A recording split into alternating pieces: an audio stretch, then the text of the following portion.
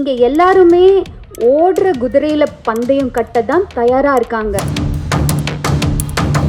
Sir, நாங்களும் இங்கே தமிழில் டெடிகேட்டிவான ஆர்டிஸ்ட் இருக்கோம் சார். நீங்கள் பார்த்துருப்பீங்க, அங்கே வந்து நான் ஒரு ஆங்கிலோ இண்டியன் பொண்ணு. ஒரு ஆங்கிலோ இண்டியன் பொண்ணுக்கு மேபி நினச்சிருந்தா ஒரு ஹிந்தி பொண்ணை கூப்பிட்டுருக்கலாம், மேபி மலையாளி, அதெல்லாம் தவிர்த்து சார் ஒரு தமிழ் முகம், ஆனால் அவங்க ஆங்கிலோ இண்டியனுக்கு செட் ஆவாங்க அப்படின்னு நினச்சி சார் என்னை கேஸ்ட் பண்ணியிருக்காங்க. இங்கே பொதுவாக ஹீரோயின்ஸ்க்கு வந்து ஒரு ஒரு ஸ்டீரியோ டைப் வச்சுருக்காங்க. ஹீரோயின்ஸ் வந்து ஒரு 25 வயதுக்குள்ளே தான் இருக்கணும், முக்கியமாக அவங்களுக்கு கல்யாணம் ஆகியிருக்கக்கூடாது, பாய் ஃப்ரெண்ட்ஸ் இருக்கக்கூடாது, இப்படியெல்லாம் ஒரு ஸ்டீரியோ டைப் இருக்குதுன்னு நான் கடந்து வந்து சினிமாவில் பார்க்குறேன். மேபி அது எந்த வகையிலன்னு எனக்கு தெரியல. அப்படி ஒரு ஸ்டீரியோ டைப்பை சார் பிரேக் பண்ணி என் கதைக்கு இவங்கெல்லாம் தேவை அப்படின்னு சொல்லி எடுத்திருக்காங்க. இதுக்கு வந்து நான் சாரை வந்து ரொம்ப அப்ரிஷியேட் பண்ணுறேன்.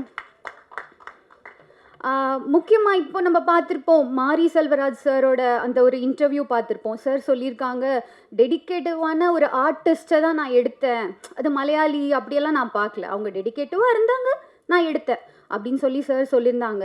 சார், நாங்களும் இங்கே தமிழில் டெடிக்கேட்டிவான ஆர்டிஸ்ட் இருக்கோம் சார். ஏன்னா தெரியல சார், நானும் ஒரு 4 படங்கள் பண்ணியிருக்கேன் சார். அதில் வந்து காந்தி கண்ணாடி, அர்ச்சனா அம்மாவுக்கு டீனேஜாக பண்ணியிருப்பேன்.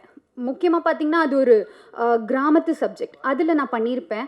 அதுக்கு அப்படியே ஆப்போசிட் பார்த்திங்கன்னா கமர்ஷியல் பண்ணியிருப்பேன், ஸ்டண்ட்டு பண்ணியிருக்கேன், கமர்ஷியலான ஒரு சாங் பண்ணியிருக்கேன். சார் ஞாபகம் இருந்துச்சு, இங்கே பார்க்கும்போது சார் கூட ஞாபகம் வச்சு கேட்டாங்க, அப்படி ஒரு ப்ராஜெக்ட் பண்ணியிருக்கேன். டெடிக்கேட்டிவ்னா என்ன டெடிக்கேஷன் சார்? நாங்கள் எங்களால் முடிஞ்ச எஃபர்ட் போடுறோம், ஆனால் அது உங்கள் கண்களுக்கும் உங்களோட பார்வைக்கும் உங்கள் காதுகளுக்கும் வந்து சேரலை.